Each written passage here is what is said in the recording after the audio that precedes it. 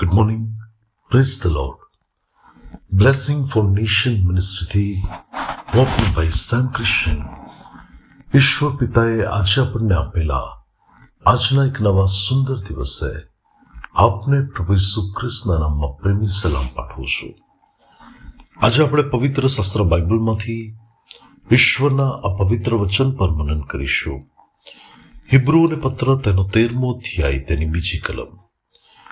ત્યાં પવિત્ર શાસ્ત્ર બાઇબલમાં લખ્યું છે, પરોણાગત કરવાનું ભૂલો નહીં, કેમ કે તેથી કેટલાકે અજાણતા દૂતોને પરોણા રાખ્યા છે. હિન્દી अनुवाद એવું કહે છે, अतिथि सत्कार करना न भूलना, क्योंकि इसके द्वारा कुछ लोगों ने अनजाने में स्वर्गदूतों का आदर सत्कार किया है. ख्रिस्तમાં મારા વાલા ભાઈઓ અને બહેનો, આપણા ઈશ્વર એ તો આપણને પ્રેમ સંબંધી બાઇબલમાં જણાવે છે કે આપણે એકબીજા પર પ્રેમ રાખીએ, અને જેના હૃદયમાં પ્રેમ છે એ વ્યક્તિ જ એ તો આદર સત્કાર કરનારું હૃદય રાખી શકે.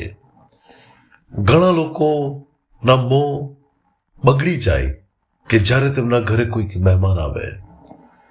ઘણા લોકો એ બાબતને પસંદ નથી કરતા કે જ્યારે તેમણે કોઈની ખાતિરદારી કરવાની થાય. પરંતુ વાલાઓ, આપણા પરમેશ્વર આપણા સંબંધમાં એવી ઈચ્છા રાખે છે કે આપણે તો આદર સત્કાર કરનારા, પરોણાગત કરનારા વ્યક્તિ બનીએ. કે આપણા ઘરના આંગણે કોઈક વ્યક્તિ આવે તો તે વ્યક્તિની આપણે સેવા કરી શકીએ. અમારું ઘર હંમેશા પ્રભુના લોકો માટે ખુલ્લું હોય છે. પ્રભુના સેવકો અમારા ત્યાં આવે, અમારી સાથે રહે. અમે બને તેટલી તેઓના માટે સેવા કરીએ છીએ. અને જ્યારે તેઓ એ ઘરમાંથી વિદાય થાય ત્યારે તેઓ હૃદયના ઊંડાણથી અમારા ઘર ઉપર, અમારા જીવન ઉપર આશીર્વાદ ઉચ્ચારે. ભલાઓ, એ તો માણસ પોતે આ ઘરની અંદર આવે, રોકાય અને પ્રભુની સેવા માટે તેઓ વપરાય. પરંતુ બાઇબલની અંદર તમે જુઓ તો ઇબ્રાહીમના ત્યાં 3 દૂતો આવ્યા એવું લખવામાં આવ્યું છે.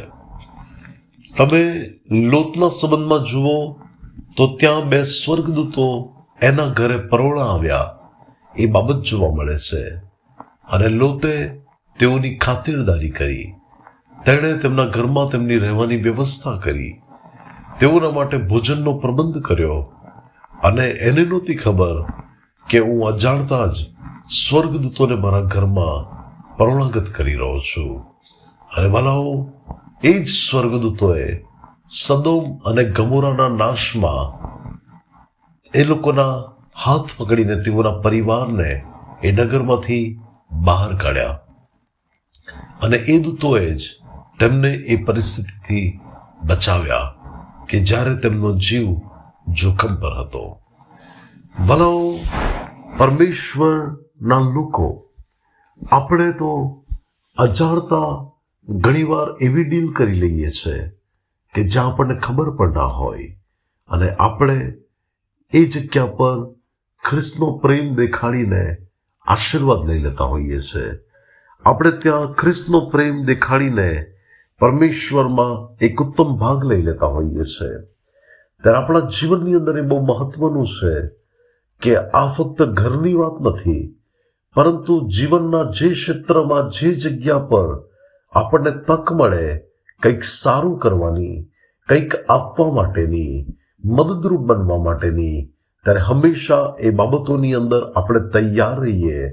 અને એનાથી એ બાબતો થશે કે જો તમે અજાણતા પણ એવી કોઈક બાબત કોઈક સ્વર્ગદૂતને મદદરૂપે દેખાડી આપી છે તો ખચિત તમે તેનો બદલો પ્રાપ્ત કરશો, તમે તેનો આશીર્વાદ મેળવશો. સામસોનના માતા પિતાએ પણ અજાણતા સ્વર્ગદૂતોની બાબતમાં જે દૂતે તેમને દર્શન આપ્યું તેના માટે ભોજનનો પ્રબંધ કર્યો અને બાઇબલ કહે છે કે તેણે તેઓને આશીર્વાદ આપ્યો. અને આ બાબતો આજે પણ છે કે આપણે પરમેશ્વરના લોક તરીકે જ્યારે આદર સત્કાર કરીએ છીએ ત્યારે અજાણતા કરેલી એ સેવામાં પણ પ્રભુ આપણને તેનો ઉત્તમ આશીર્વાદ આપે છે. પ્રભુ આજના પવિત્ર વચન દ્વારા આપણને આશીર્વાદિત કરે. આવો આપણે પ્રાર્થના કરીએ. સ્વર્ગીય પ્રેમી પિતા પરમેશ્વર, અમારા કૃપાળુ અને દયાળુ ઈશ્વર, તમારો આભાર પ્રભુ તમારા આજના આ પવિત્ર વચનને માટે. પ્રભુ અમે આદર સત્કાર કરનાર વ્યક્તિ બનીએ એવી તમે કૃપા થવા દો. પરમેશ્વર અમને એવું હૃદય આપો પ્રભુ, એ સ્વર્ગદૂતો હોય કે પછી પરમેશ્વર તમારા પર પ્રેમ નાખનાર, તમારા નામથી ઓળખાતા તમારા લોકો હોય, પ્રભુ અમે ઉત્તમ હૃદયે તેઓની સેવા કરીએ એવી કૃપા થવા દો. ઈસુ ખ્રિસ્તના નામમાં માંગીએ છીએ. આમીન. May God bless you. Have a blessed day. Shalom.